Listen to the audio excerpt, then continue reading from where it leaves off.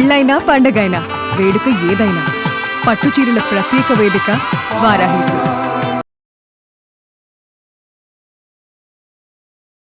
నమస్కారం, welcome to Suman TV. నేను మీ కృష్ణవేణి. 2026 మే 16 నుంచి మే 31వ తేదీ వరకు తులారాశి వారికి ఎలా ఉండబోతోంది, పరిహారాలేంటి, ఈ విషయాల్ని తెలియజేయడం కోసం ఈ రోజు మనతో పాటు ఉన్నారు సంకల్ప మందిర్ నిర్వాహకులు, ప్రముఖ జ్యోతిష్య శాస్త్రవేత్త, ఆధ్యాత్మికవేత్త బ్రహ్మశ్రీ నందిభట్ల శ్రీహర్ శర్మ గారు. గురువు గారితో మాట్లాడదాం. గురుగారు నమస్కారం. వాగర్థాదివ సంపృక్తౌ వాగర్థ ప్రతిపత్తయే జగతః పితరౌ వందే పార్వతీ పరమేశ్వరౌ. ఆదిత్యాయ చ సోమాయ మంగళాయ బుధాయ చ గురు శుక్ర శనిభ్యశ్చ రాహవే కేతవే నమః. శృంగేరి జగద్గురు పీఠాధిపతులకి, కంచి పీఠాధిపతులకి నమస్కారములు తెలియజేసుకుంటూ కార్యక్రమాన్ని ప్రారంభిద్దాం.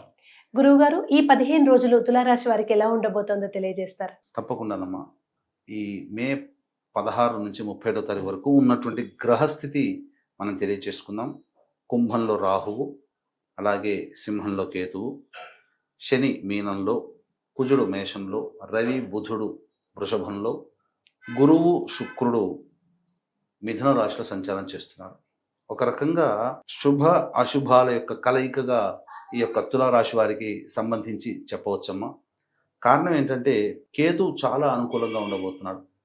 అంటే ఎన్ని ఇబ్బందులు ఉన్నప్పటికీ ఆకస్మికంగా ఏదో ఒక హెల్ప్ హ్యాండ్ అందడం, తద్వారా వాళ్ళ ఆ సమస్య నుంచి బయటపడడం అనేటువంటిది ఈ యొక్క కేతుగ్రహ ప్రభావం వలన కలుగుతుంది. అన్ఎక్స్పెక్టెడ్ హెల్ప్ హ్యాండ్ అనేటువంటిది కలుగుతుంది, అందులో సందేహం లేదు. ఇక ప్రధానంగా శని కూడాను చాలా అనుకూలంగా ఉండబోతున్నాడు. అంటే క్రమశిక్షణగా నీతి నిజాయితీతో కనుక, నిబద్ధతతో కనుక కష్టపడి పనిచేస్తే తప్పకుండా రిజల్ట్ ఇవ్వడానికి శని అనుకూలంగా ఉండబోతున్నాడు. కుజుడు ఇక్కడ చూసినట్లయితే కుజుడు మేషరాశిలో స్థితి పొంది ఉండి రాశిని వీక్షించడం, ఇది అర్థం చేసుకునే వాళ్ళని బట్టి ఉంటుంది. అంటే ఏదైనా కానీ దుందుడుకు స్వభావంతో ముందడుగు వేస్తూ ధైర్యంతో, ధైర్య సాహసే లక్ష్మి అన్నట్టుగా వెళితే ఇటు కుజుడు శని ప్రభావం అనుకూలంగా ఉండబోతాడు. కుజుడు రాశిని వీక్షిస్తుండడం వల్ల క్విక్ డెసిషన్స్ అనేటువంటివి ఉంటాయి. అంటే ఈ క్విక్ డెసిషన్స్, తొందరపాటు నిర్ణయాలు అనుకూలంగా మారాలి అని అంటే మనిషికి దైవబలం కావాలి. దైవం అనుకూలంగా ఉంటుందా అని అంటే జీవకారకుడైనటువంటి గురువు రాశిని వీక్షిస్తూ ఉండడం, ఈ కారణం చేత దైవబలం సంపూర్ణంగా గోచరమవుతుంది. ఇక్కడ మార్కులు పడతాయి. కాబట్టి ఈ తులారాశిలో జన్మించినటువంటి వాళ్ళకి కుజుడి ద్వారా వచ్చేటువంటి ఇబ్బందుల సమస్యలు ఏవైతే ఉంటాయో అవి చాలా మటుకు గురువు కంట్రోల్ చేస్తూ ఉంటాడు. ఇది జరుగుతుంది. శని ఎలాగో సహజంగా శుభాన్ని ఇస్తున్నాడు. ముఖ్యంగా ప్రధానంగా చూసుకున్నట్లయితే రవి అనుకూలంగా లేకపోవడం, ఉద్యోగస్తుల టెన్షన్ ఉంటుంది. అంటే ఈ మే 16 నుంచి 31 తారీఖు వరకు జాగ్రత్తగా పాటించాలి ఉద్యోగస్తులు మాత్రం. ఏం జరిగినా చిన్న తేడా వచ్చినా, ఇబ్బంది వచ్చినా అది ఉద్యోగానికే ప్రమాదం అన్నట్టుగా గోచరం అవుతుంది. అయితే బుధుడు అనుకూలంగా ఉన్నాడు. ఈ కారణం చేత ఏం జరుగుతుంది, పెట్టుబడులు పెట్టేటువంటి వాళ్ళకి అన్ని విధాలుగా అనుకూలంగా ఉంటుంది. అంటే ధన రాబడి చాలా అనుకూలంగా ఉంటుందని చెప్పవచ్చు. శుక్రుడు ఇక్కడ అనుకూలంగా లేడు. కాబట్టి విలువైన వస్తువులు, ఆభరణాలు చోరీకి గురయ్యే అవకాశం గోచరం అవుతుంది. వస్తువులని కోల్పోతారు. అలాగే ప్రధానంగా విదేశీయానం, విదేశీ విద్యకు సంబంధించి చే ప్రయత్నాలు కష్టపడితే తప్ప ఫలితాలు పొందలేనటువంటి పరిస్థితి. దంపతుల మధ్య, ప్రేమికుల మధ్య కొంత ఎడబాటు వచ్చే అవకాశాలు గోచరం అవుతున్నాయని చెప్పవచ్చు. అలాగే రాహు కూడా ప్రధానంగా సామాన్యమైనటువంటి యోగాన్ని కలుగజేస్తున్నాడు. తర్వాత చెప్పుకొచ్చేది ఏంటంటే ఈ యొక్క తులారాశిలో జన్మించినటువంటి వాళ్ళకి మిశ్రమం కంటే అధికమైన శుభ ఫలితాలు కలుగుతాయి. వివాహం కాని అబ్బాయిలకి, అమ్మాయిలకి సంబంధాలు కుదురుతాయి, సందేహమే లేదు. అలాగే కుజగ్రహ ప్రభావం ఎక్కువగా ఉన్నటువంటి ఈ కారణం చేత సంతానం కోసం ఎదురు చూసేటువంటి వ్యక్తులు కాస్త మంచి సమయం కోసం వేచి చూస్తే తప్పదు. అలాగే ఆల్రెడీ కన్సీవ్ అయినటువంటి మహిళలు వైద్యుడి సలహాలు తప్పకుండా పాటించాలి. ఏమాత్రం నిర్లక్ష్యం చేసినా ఇబ్బందులు ఎదుర్కోవాల్సినటువంటి పరిస్థితి. అన్ని విధాలుగా చూసుకున్నట్లయితే ఖర్చులు అధికంగా ఉంటాయని చెప్పవచ్చు. అయితే ప్రధానంగా ఈ యొక్క తులారాశిలో జన్మించినటువంటి వాళ్ళకి దైవానుగ్రహం ఉన్నప్పటికీ రాహుగ్రహ ప్రభావము, కొంత కుజగ్రహ ప్రభావము, అలాగే రవి యొక్క ప్రభావం అనుకూలంగా లేని కారణం చేత కొన్ని సమస్యలు ఎదుర్కోక తప్పదు.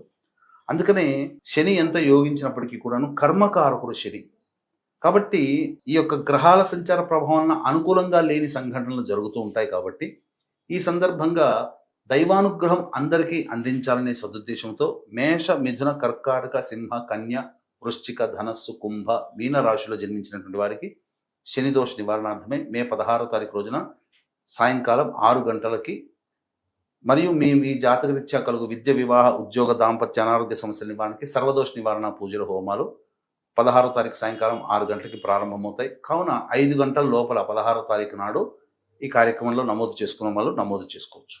అలాగే మే 23వ తారీఖు రోజున పితృ నక్షత్రం, మఖా నక్షత్రం. ఈ రోజున ప్రధానంగా మనం సమస్యలతో ఎదుర్కొంటున్నాం.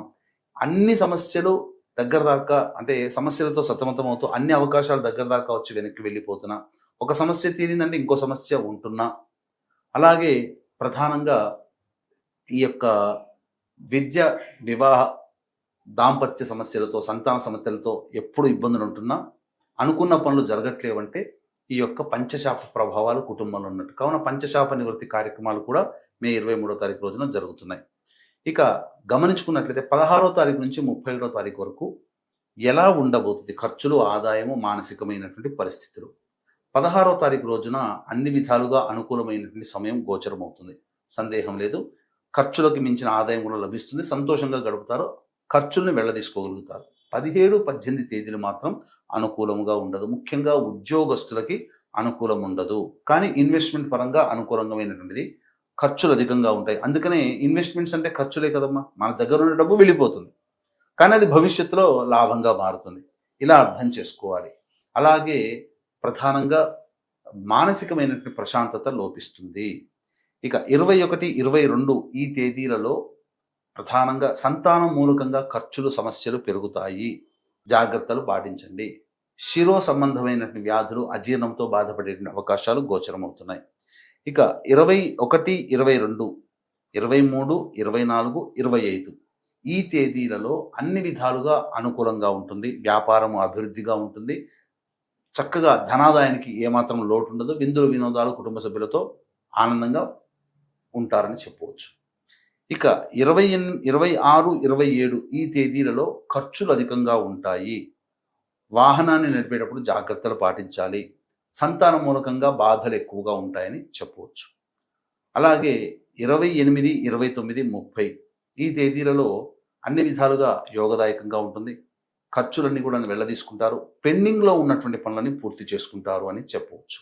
సంతోషంగా గడుపుతారు. 31వ తారీఖు మాత్రం ధనపరంగా ఇబ్బందులు, ఖర్చులు అధికంగా ఉంటాయి. కుటుంబ సభ్యులతో వాగ్వివాదాలు ఉంటాయి. సంతోషంగా ఉండలేకపోతారని చెప్పవచ్చు. గురువు గారు, తులారాశి వారు చేసుకోవాల్సిన పరిహారాల గురించి తెలియజేస్తారు. ప్రధానంగా తులారాశి వాళ్ళు ప్రతిరోజు కూడాను దత్త అష్టకం, కాలభైరవ అష్టక పారాయణం రోజుకి 3 సార్లు పఠించండి. చాలా మటుకు సమస్యలు పరిష్కారం అవుతాయి. ముఖ్యంగా ఈ సంబంధించినటువంటి శివాలయ సందర్శనం అన్ని వేళలా మీకు యోగదాయకంగా ఉంటుంది, సమస్యలు పరిష్కారం అవుతాయి. ఇప్పుడు చెప్పిన వాటికంటే ఇంకా విభిన్నంగా ఎక్కువ సమస్యలతో బాధపడుతున్నారంటే మీ యొక్క జన్మజాతకంలో నడుస్తున్నటువంటి గ్రహ దశాంతర దశల యొక్క ప్రభావాలు. కావున దగ్గరలోని మంచి ఉపాసనా పరులైనటువంటి జ్యోతిష్యులను సంప్రదించి వారి సలహాలు, సూచనలు పాటిస్తే మరింత మెరుగైనటువంటి జీవితాన్ని పొందుతారు. అలాగే మే 16వ తారీఖు రోజున జరిగే శనిదోష నివారణ పూజలు, హోమాలు, మే 23వ తారీఖు రోజున జరిగే పంచశాప నివృత్తి కార్యక్రమాల్లో అవకాశం ఉంటే నమోదు చేసుకోవచ్చు. ధన్యవాదాలు గురుగారు. సర్వం శ్రీ ఉమామహేశ్వర పరబ్రహ్మార్పణమస్తు.